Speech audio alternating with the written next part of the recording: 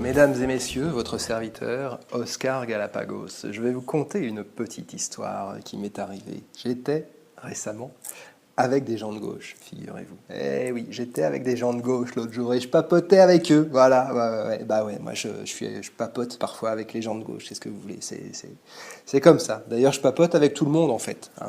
Mais là, j'étais avec des gens de gauche. Et avec les gens de gauche, ce qui est bien, c'est que, en fait, ils sont pour tout ce qui est bien et contre tout ce qui est mal. C'est chouette, surtout cette gauche un peu culturo-mondaine. Vous voyez, cette gauche qui prend des pauses, vous voyez, qui se gargarise un peu d'être ouverte. Ils sont open, c'est des gens open, quoi, en fait. Et ils travaillent, en fait, à détruire un petit peu tous les blocages qu'ils ont à l'intérieur d'eux-mêmes.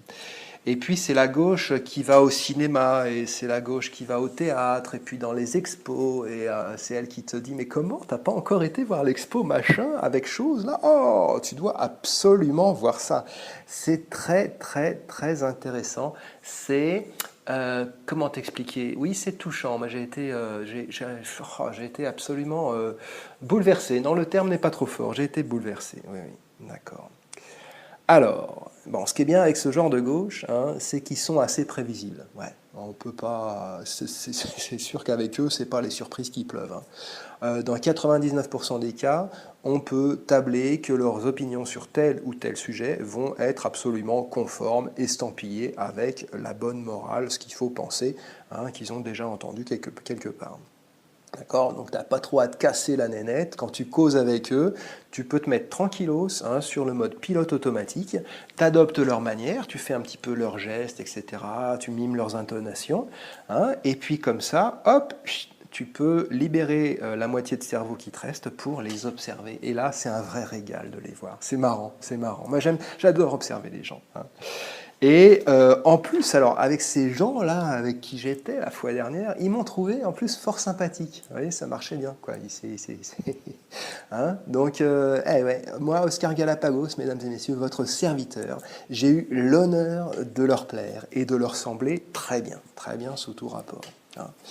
Bon, ils ignoraient qu'ils avaient le diable à leur table.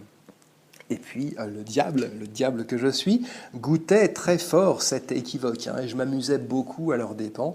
Et j'étais là en train de secrètement les insulter alors que je leur faisais de grands sourires. C'était délicieux. D'accord.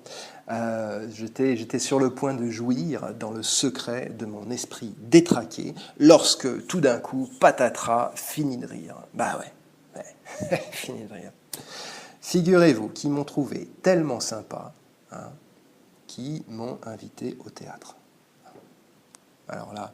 Alors là, excusez-moi, mais alors là, j'en étais comme deux ronds de flanc, j'en étais baba, je me suis dit, mais merde, putain, non mais tout, mais pas ça. Non, allez se faire chier pendant 2 plombes au théâtre, et puis gigoter comme ça, se gigoter sur un fauteuil en cuir comme une espèce de bête blessée là, à vouloir s'échapper, s'offrir volontairement à la torture de devoir subir un spectacle inepte aux ficelles entendues devant la complaisance culturo-mondaine d'un public qui se plaît à exercer son esprit critique, ah oui c'est très important ça, et puis à aiguiser aussi son sens esthétique, ça c'est aussi capital. Ah non, putain, pas ça. J'avais déjà dit plus jamais ça. Je me souviens que je m'étais parlé à moi-même, je m'étais adressé à moi-même et je m'étais dit, Oscar, plus jamais ça. Et bien là, putain, ça revenait. Et j'étais bloqué en plus. J'étais bloqué parce que, vu la dynamique de la discussion et de l'échange qu'on avait eu avec eux, avec ces braves gens de gauche, là, qui me trouvaient sympathique, je ne pouvais pas me défiler. Je ne pouvais pas, en fait, si j'aurais pu, on peut toujours en fait se défiler, il faut pas dire qu'on peut pas, mais ça aurait complètement brisé le charme et ça aurait dévoilé l'imposture satanique de notre belle complicité. Il se serait rendu compte de quelque chose, quoi. Hein. Et en fait, c'est que j'avais pas envie qu'ils se rendent compte de quelque chose, mais en fait, ils m'ont bien coincé quand même. Alors du coup, bon, je me suis dit, qu'est-ce que je fais, hein? Est-ce que je dis non, vous me faites chier, cassez-vous, bande de sales putes, ou est-ce que je vais au théâtre avec eux? Eh bien, mesdames et messieurs, comme un vulgaire bleu, hein, je m'étais cru plus intelligent que tout le monde, plus finot, je m'étais cru au-dessus de la mêlée et je me retrouvais pris au piège de mes propres machinations. Et c'est avec une joie un petit peu mélangée quand même que j'ai été au théâtre. Hein. J'ai été au théâtre, ouais. J'ai été au théâtre. Bon, j'ai été au théâtre. Je ne sais pas, mais il a fallu que je me motive hein, quand même. Il a fallu que je me trouve de bonnes raisons d'aller au théâtre. Quelle bonne raison est-ce que je pouvais avoir d'aller au théâtre hein, quand on sait que les trois quarts de ce qui est à l'affiche, ça vaut pas un pet de fourmi, que le quart restant, c'est tout simplement pas bon du tout. Hein. Je veux dire, bon, il n'y a pas de surprise, quoi, ni dans la conversation de ces gens, ni dans le spectacle qu'ils allaient voir. Bon. Ceci dit, moi, j'ai connu quelques exceptions quand même rares, hein, des exceptions même très rares, mais c'est vrai qu'il y en a des exceptions. Si je cherche un petit peu dans la poussière de mes souvenirs et que je déblaye le fatras de guignoleries théâtreuses que j'ai dû subir comme spectateur, eh bien, je peux voir apparaître certains joyaux. Ouais. Je me souviens d'un acteur qui, par sa seule présence silencieuse, sans un mot, sans parler, par le simple charisme de sa réalité corporelle, m'avait littéralement fait reculer dans mon fauteuil. Il m'avait scotché à mon siège, hein, me faisant passer tout d'un coup, là, sans me prévenir, dans une autre dimension perceptive et dans une autre dimension sensorielle. Hein, c'est la magie du théâtre. C'est vrai que ça fonctionne parfois. Il faut l'avoir, hein, les gens, là, je vous dis, il faut l'avoir expérimenté. Parce que ça fait partie de la vie, quoi. Je me souviens de certains mots aussi lâchés sur les planches. Hein. C'était des moments dans les pièces, des mots qui tombaient comme des gouttes de plomb dans le silence du monde. Je me souviens d'être resté suspendu, d'être resté accroché à la respiration d'un acteur en mettant mon souffle à l'unisson du sien.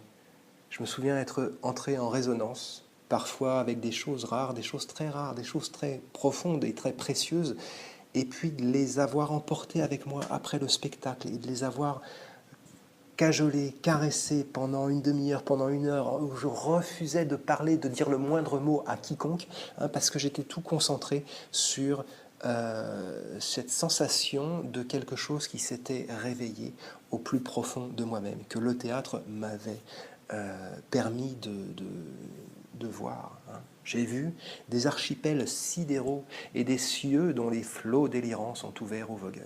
Oui, le théâtre, mesdames et messieurs, le théâtre, c'est le coup de génie des Grecs.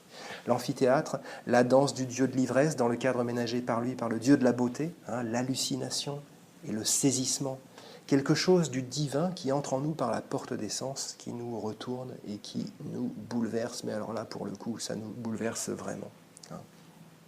Alors je ne sais pas si tout ça était inscrit aux tables du ciel, hein, si lorsque le théâtre est né, lorsque les Grecs l'ont inventé, l'ont patiemment mis au point, l'ont fait sortir du rituel religieux pour qu'il devienne un rituel un petit peu plus composite, un petit peu plus profane, mais quand même en gardant encore hein, sa connotation profondément religieuse.